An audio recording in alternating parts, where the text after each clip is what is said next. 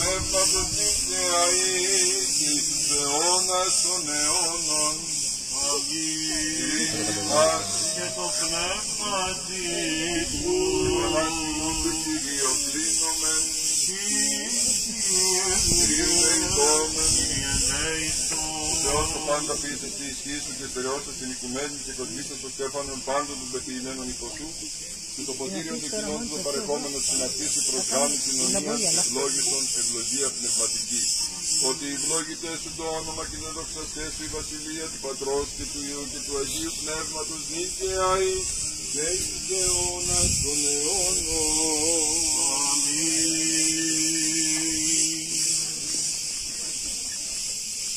Σωτήριον σωτηρίου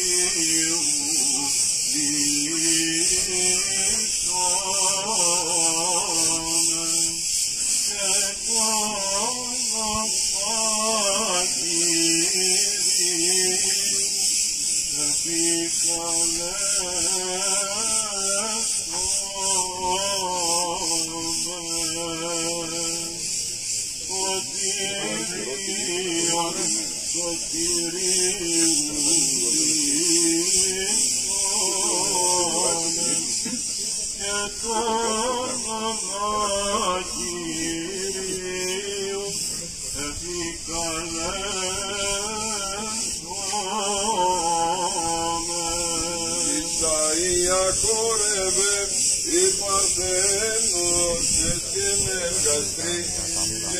και και ποιόν τον Εμμανουήλ Θεότε και άνθρωπον Ανατολή όνομα αυτόν ον μεγαλύνονται την μαρτέλων μακαρίζομεν.